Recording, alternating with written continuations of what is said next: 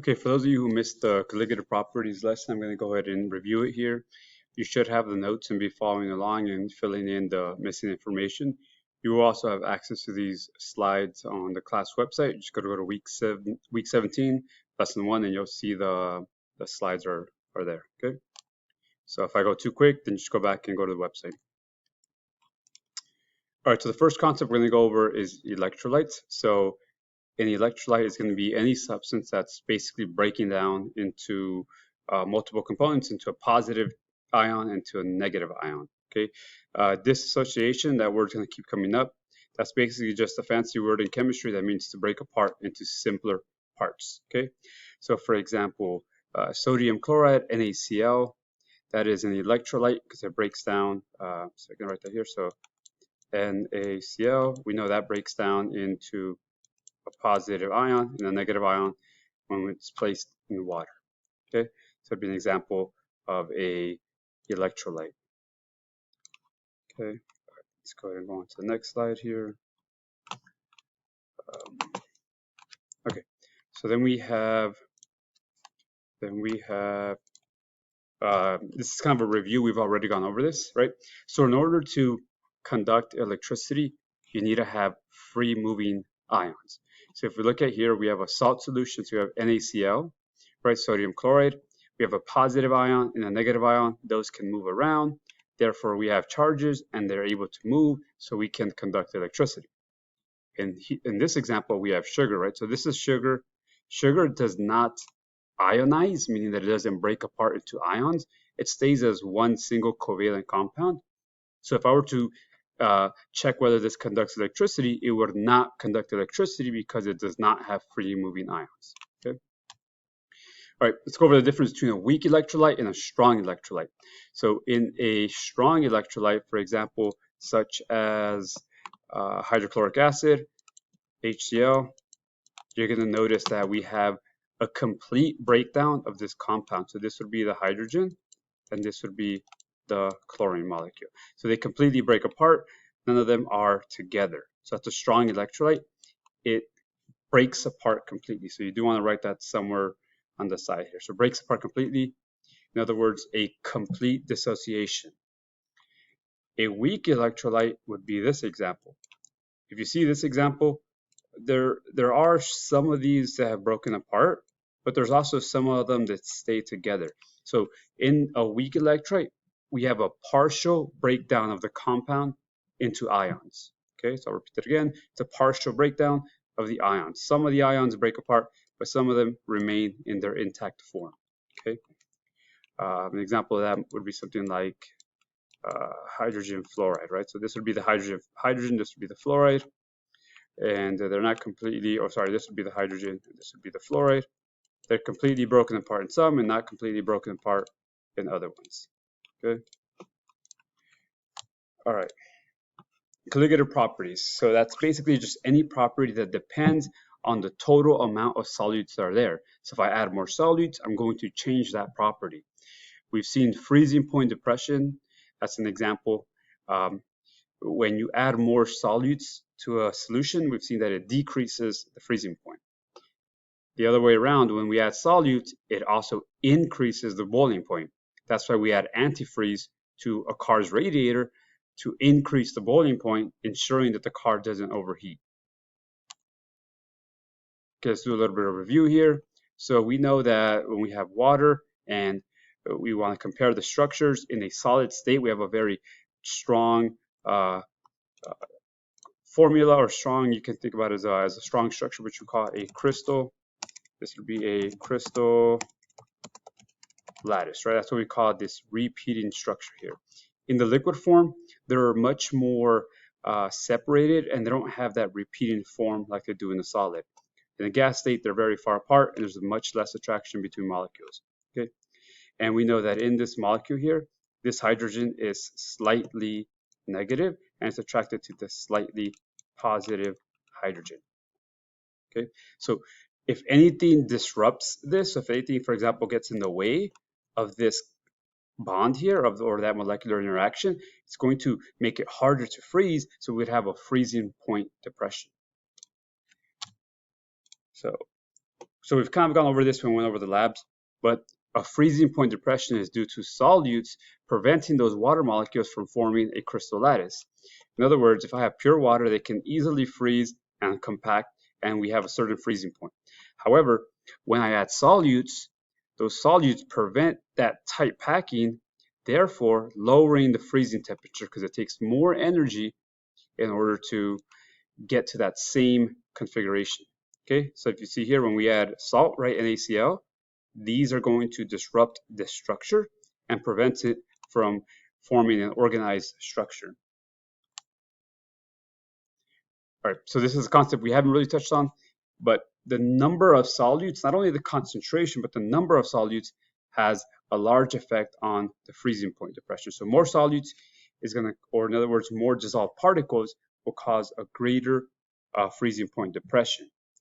So if we look at this example here, and let's say I have a 1 molar solution of each of these, 1 molar of this, 1 molar of that, 1 molar of that, okay? So in this compound here, which this is just sugar, sucrose, it doesn't dissolve, it stays as 1 particle.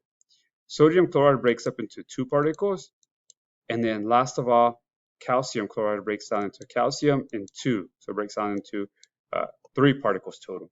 So even though I have 1 molar solution of each one, because my calcium chloride breaks down into the most particles, right down it breaks them into 3 particles, this solution would have the greatest freezing point depression. So you want to go ahead and write that in on the side of this. This would have the greatest freezing point depression. In other words, it would lower the freezing point more compared to this solution and this solution, even though they're all 1 molar, because this dissolves into 3, right?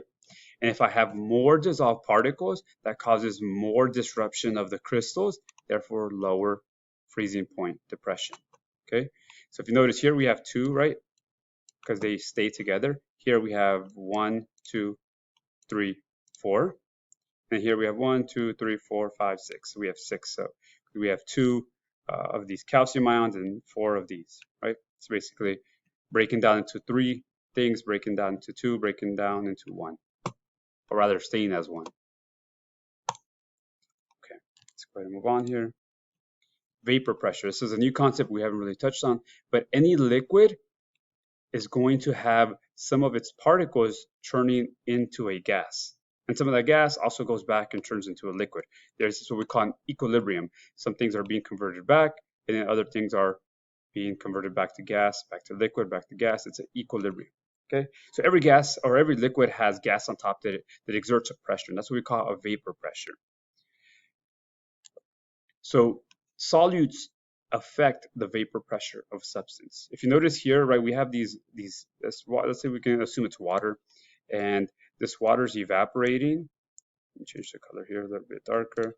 This water is evaporating, and as it evaporates, particles hang out right here, and these particles exert a vapor pressure. So this right here, I would write this in, this would be my vapor pressure, okay? When I add solutes, if you notice, I have less vapor pressure. I'm just going to abbreviate, but you guys should write the whole thing. I have less vapor pressure. Why is that? That is because my solutes, which are here, are going to block the solvent from escaping. In other words, it's going to prevent the water molecules from exiting, therefore less molecules. If I have less molecules evaporating, I'll have a lower vapor pressure. Okay, so I'm going to repeat that one more time so you guys can write that here. When these solutes block the water molecules, preventing them from leaving, that's what causes the lower vapor pressure, because there's less of them, therefore less pressure. Okay, last concept here is a surfactant. A surfactant, a couple of examples are soaps and detergents. These are compounds that concentrate at the boundary of a surface between 2 immiscible phases. If you remember, immiscible means that they do not mix. So for example, if I have a cup of water and I have some oil on top, right? I have some oil on top and I have some water down here. So we have some oil. A surfactant concentrates between these two. So I would have a bunch of surfactant hanging out here because surfactants, the main thing is they have a polar side, which has either a positive charge or a negative charge or both, and it has a long non-polar tail. Okay, don't worry about using the words hydrophobic or hydrophilic. That's more biology. I want you to know a polar end and a non-polar end. Okay. All right, let's look at how these work. So this is how soap works. So in soap, we have a polar head and a non-polar tail. So if we have, for example, some skin here and we have some grease, we know the non-polar end is going to attract to the grease because grease is non-polar and non-polar attracts non-polar. So all of these non-polar tails attach to the grease. They can then form this little sphere, which we call a micelle, and typically, if it's the grease wouldn't be able to move with the water or within the water because it's non-polar and the water's polar. However, because these heads right here have charges, since they have they have positive or negative charges, right? So they have negative, these have negative or positive charges. Negative and positive charges, they can move in the water. So then the ends of this, these polar heads, allows it to form these little packages, and these little packages can now move through the water because the outside polar heads have charges on them. And then you add water, and the water allows you to move that grease away. And these little drop, and the grease would be concentrated in the middle. Okay. All right, last of all, we have an emulsion. So the emulsion was just basically when you have two mixtures like oil and water, which typically don't mix, and you're able to form these little droplets that are able to move within an insoluble solution. So for example, oil is insoluble in the water. However, oil can move in water if we create an emulsion, which is created by this surfactant. In this surfactant, I would have the oil we know is a non-polar, right? So the oil would be non-polar, and these tails here, this says polar, I should say non-polar. Let me go back here. This is zooming in so much. Okay, so this would be non-polar. Take this off here. This would be non-polar, and these tails are also non-polar, so they attract each other. But they can still move in the water and they can still mix with the water and form droplets due to the polar charged ends. So these are going to either be positive or negative. So because of these polar heads, they're able to move throughout the water, and they're able to basically mix with the water even though they typically would be insoluble. So typically oil cannot move through water or be mixed with water, but if we add this surfactant, it creates an emulsion which does allow it to move. Okay. And I did want to also touch on, let's see here, I wanted to touch on what you're doing. Some people had questions about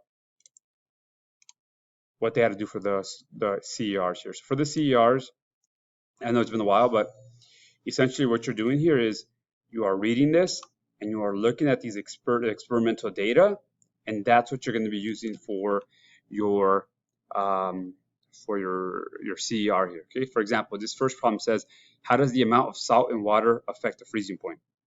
Your claim is going to be a simple answer. You got to say either more solutes causes a greater freezing point depression, or less solutes. You know, it could go either way. Your data just has to support that. So you make a claim to answer this question. Your evidence has to come from here. So for example, when I have 10 grams of water, the freezing point is blank. When I have 30 grams of salt, the freezing point is blank.